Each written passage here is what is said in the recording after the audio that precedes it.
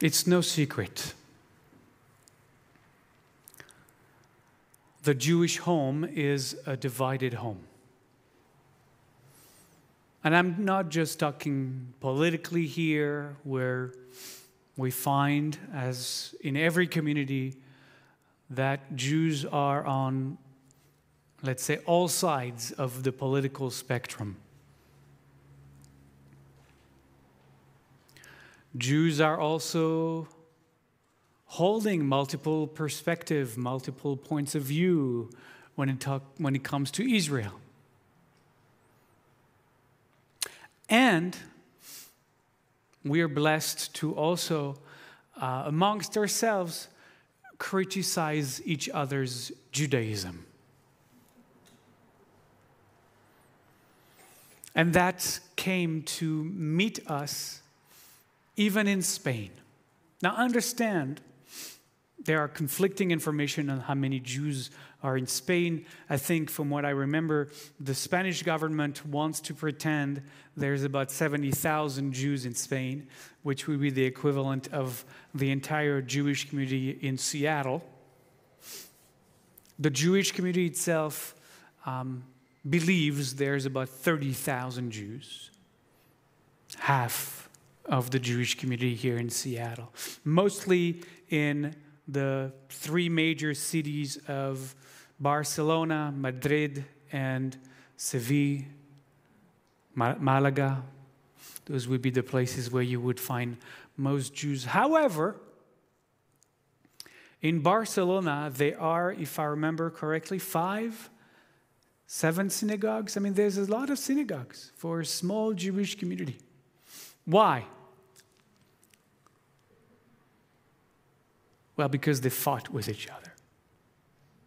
They're Jews who actually, there's a group of Jews who emigrated from Morocco and have come to settle back in Spain. They are more of a conservative band of Judaism. That's the kind of community that I grew up in. And they were breakaway communities that were created from one into another, and they ended up with 5 different Jewish communities. Even in a place like Spain, in a small country like that, with a small community, we are spiritually at odds, and therefore we need to create different synagogues who meet different people's needs, which in fact is great. One of the things that I love about the United States is that you could be Jewish all kinds of ways, and there's a synagogue for you. If you want to be Reformed, there are plenty of those. If you want to be Orthodox, if you want to be conservative, you want to be Chabad, you want to be ultra-Orthodox, you want to be progressive liberal, there is a place for you to go. It's amazing. I didn't grow up like that. I grew up with this one choice, conservadox. So it was, either you go there or you don't go. And for a lot of Jews, they don't go because they can't connect. So let's say that Barcelona, I should say, is blessed with having options.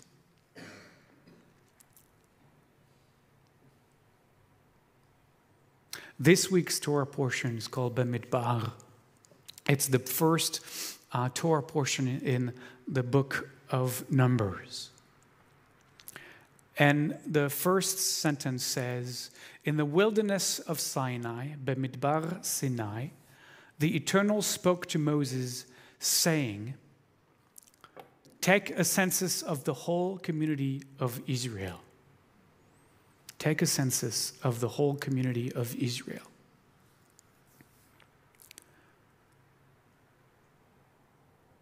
Every single, the way you did the census was you counted really the male who were fit for war.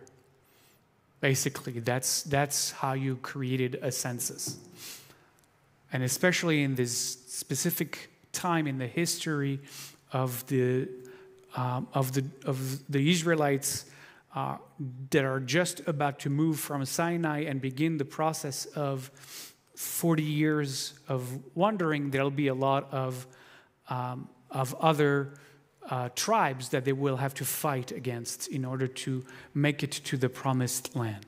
So the census really wanted to know who was able to bear arms to help with the wandering. But what it does is that it accounts for every family. It accounts for every single person of the 12 tribes that are about to wander through the desert, including the Levites and the Kohens, who are going to be at the center of the 12 tribes traveling together. And each one of the tribes from the census is given a specific position to travel with through the 40 years. They're putting 3 tribes in the front, so you have 3 tribes in the front, 3 tribes on your right, my left, 3 tribes on your left, my right, and 3 tribes in the back, all facing in the same direction, because we are going to travel like this, right? Like this. And at the center is the Ark of the Covenant and the priestly caste. And that's very important for the census to know that each tribe has a place, and each tribe, because of that place, has a role. So for example, if we're attacked from the left, then the tribe from the left, everybody pivots towards where the threat is coming, right? So if it's come from there, or from behind, the tribes can pivot immediately. So that was strategically the way you had to do it in order to wander through the desert. And so I was looking at how they ordered the tribes, and I'm like, oh, look at that. You have all the different denominations, all the different families of Judaism, and yet they order together, and they need each other. You have the one on the right wings tribes. And then you have the left wings tribes. Then you have in the back the conservative tribes. And then in the front you have the progressive tribes. But all of them are needed for us to wander through the wilderness of life. All of them are needed. Every single one of them has something to give, has something to contribute. Everyone is needed. And all of us are wandering through this wilderness. And so you can't blame each of us for having the convictions that we have, for having the beliefs that we have, for having the worldview that we have.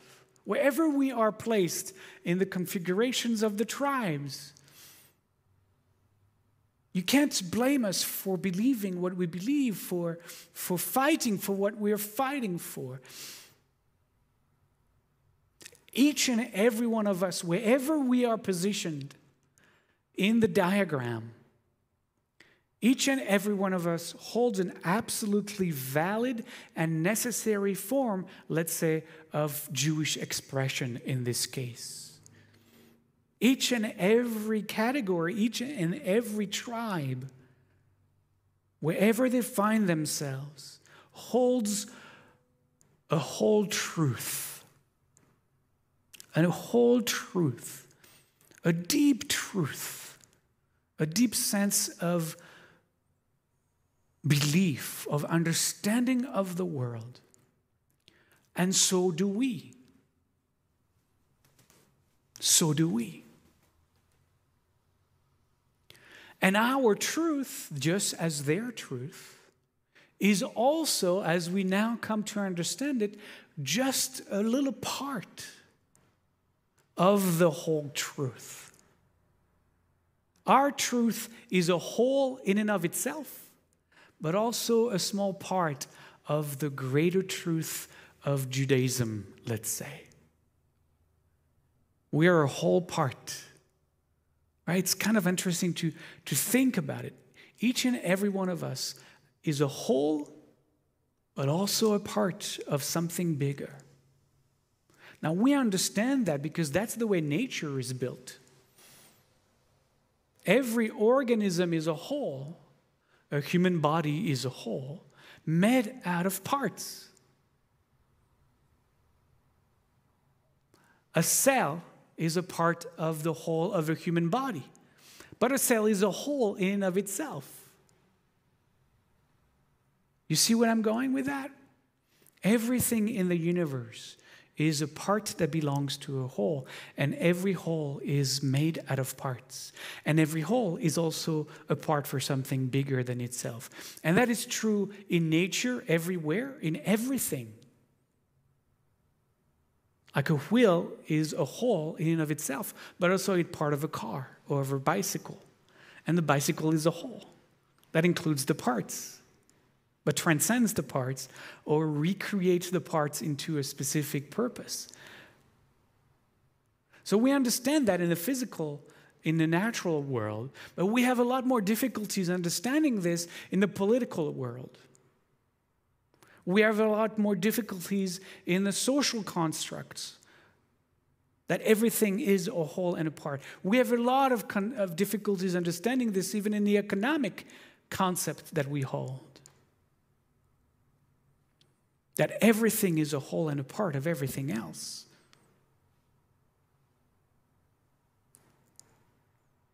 And if this is true to Judaism and all the debates we're having within Judaism, then it is true with each and every debate we're having on a national level, on a global level. Any issue that we are debating as a people, as a nation,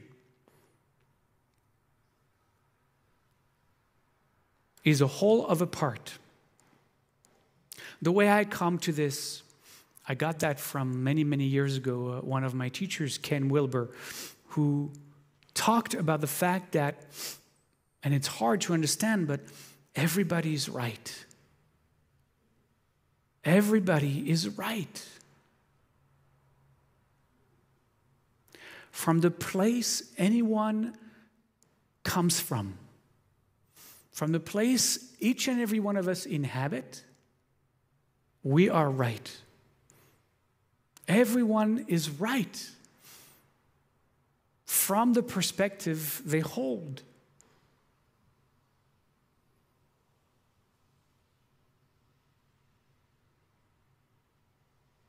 I want really us to really grok that because it's so important. Because that's where we're going to begin to work to have compassion for others. When we can hold that those who disagree with us, that from their point of view, they are right, then we're going to begin to think about, okay, how do they see the world? How can they, from their place, from their point of view, how can they be right? How can I be sitting in their seat, walking the mile in their shoes to understand where they're coming from? And that's true compassion. Because that doesn't mean that I have to abandon my perspective, my position. After all, I am absolutely right as well.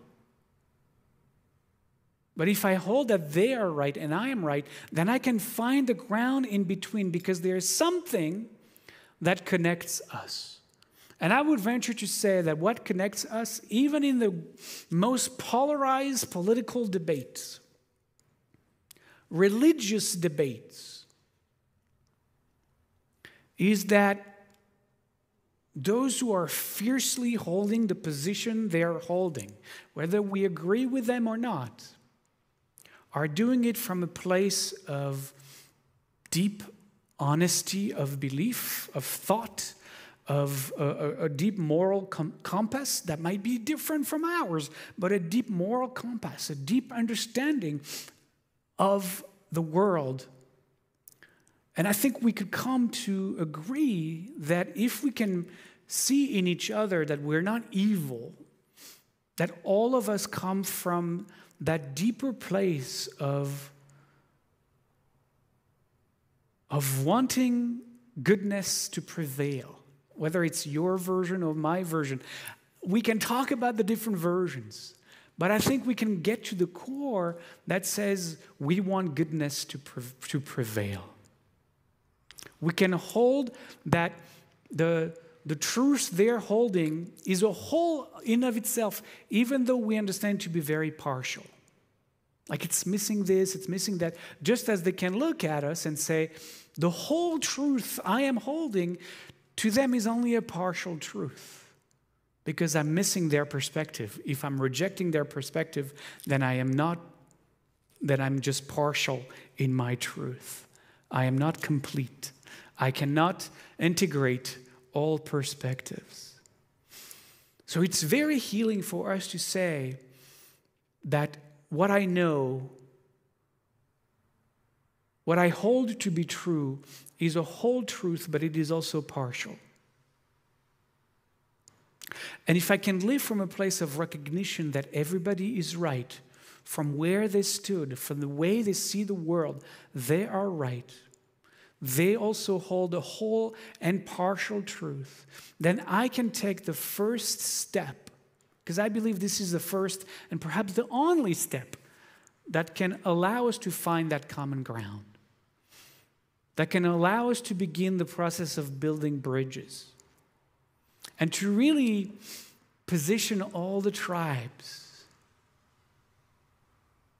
in a way that we can all of us, lean on each other to cross this very, very wide and dry wilderness called life. And I love the way the Torah speaks of how do we take a census? How do we make everyone count? The Hebrew literally means to lift up the heads, because we count according to the heads of the tribes. We count every head. And the Torah says to lift up the head, because I believe that if we begin the process of bringing in all those different perspectives, to hold the whole partial context of every perspective, then we will lift up those we have to this point denigrated or excluded or rejected. And as we lift them up, we will be better able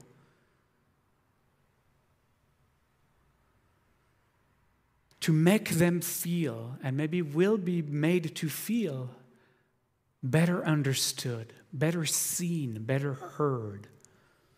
And from that place, and I believe only from that place, will a holistic future be possible. Ken Yehi Ratzon. Amen.